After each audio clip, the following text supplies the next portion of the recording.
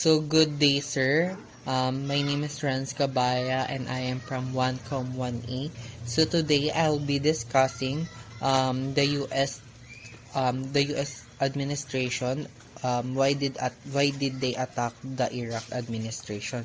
So, unang-unang rason will be the allegations of possessing the weapons and mass destruction. So, the president of US, or which is the George Bush, is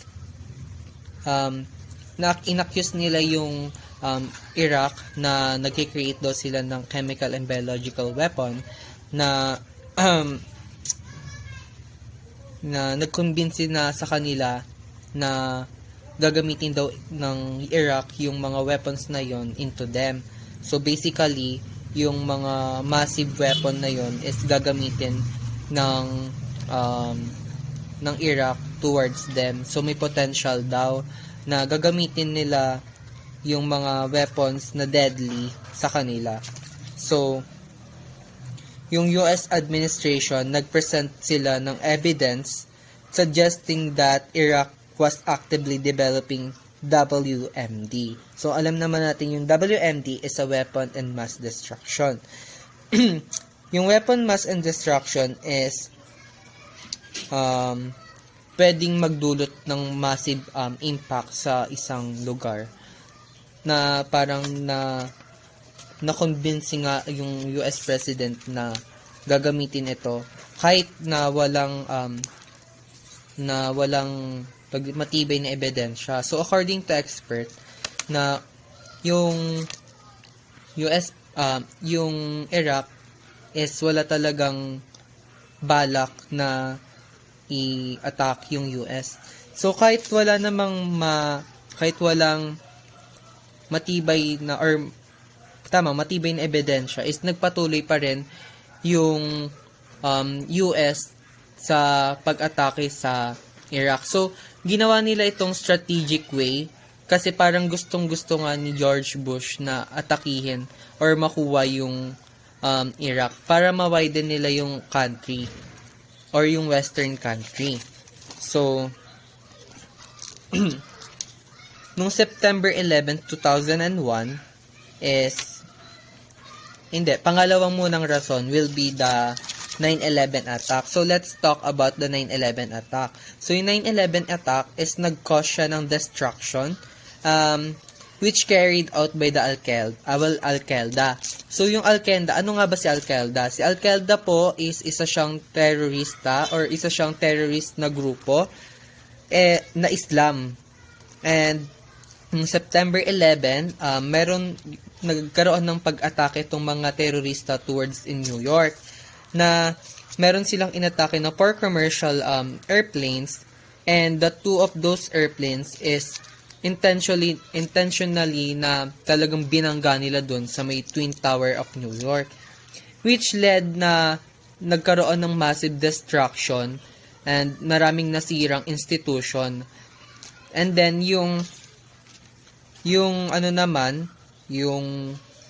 US administration, inaccuse naman nila na yung Al-Qaeda is may connection towards the Iraq administration.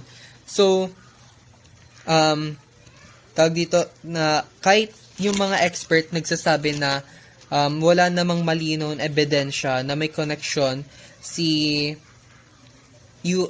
Iraq president dun sa may Al-Qaeda. But yung administration nga ng US na si George Bush is nagpatuloy pa rin siya sa pag-aatake kahit na walang firm proof na sila yung konektado dun sa may pag-atake. Parang ginawa nilang itong firm proof para gawin pa rin yung pag-aatake dun sa may Iraq. So for me, kilala naman natin na ang US is talagang lang sila. Eme lang talaga sila dyan sa pag-aatake niyan kasi gusto nga nila yung pag gusto nila yung country, gagawin talaga nila, di ba?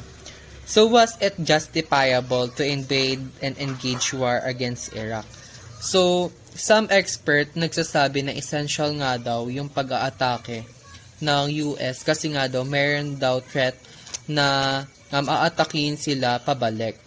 So, for me naman, as a humanitarian perspective, or ako, for me, hindi naman siya justifiable. Kasi, sa lahat naman ng bagay, lalo na kung walang matibay na katotohanan, for me, kaya naman siyang idaan sa pagkakausap or open communication. Hindi naman na dapat para ilagay pa siya sa digmaan kasi alam naman natin na marami itong magiging disadvantage. Gaya na lamang ng maraming madadamay na inosente as well as dun sa mga institution na masisira. So, kung may isipan natin kung kaya pa nga ba natin siyang mapag-usapan ng para maisaayos, for me, di siya justifiable. So, doon na tayo sa how did the country respond to US invasion. So, alam naman natin na pag mayroong mga paparating na war, talagang prepared. So, alam naman natin na yung US is malaki talaga yung military service nila or malaki yung component ng mga level of military nila. So, ayun, sa loob ng 26 days, nakipaglaban naman yung Iraq towards the US. But, suddenly, so how did the war end? So, according to 724 media, the withdrawal of US troops from Iraq on October 4, 2011, the US President announced that the end of year of US troops will leave the Iraq and go home. So, ang alam ko is yung nag-declare na ng withdrawal yung US na umalis doon sa may Iraq after the 8 years of war. And then, the US President ordered the complete withdrawal from the current country, which is the Iraq, nearly 9 years after the invasion on Iraq. About 39,000 US troops remain in Iraq down to peak out of 165. So, yung peak na pumunta sila nun before the war is 165,000 troops and yung nakauwi lang sa US is 39,000.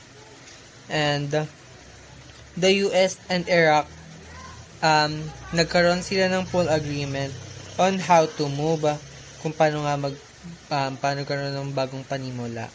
And then, according to the Department of Defense, there have been 4,408 American military deaths in Iraq. So, ayun yung naging death noong March 2003 war. So, ayun nga, nagkaroon sila ng invasion na nagkaroon sila ng agreement na itigil na yung war.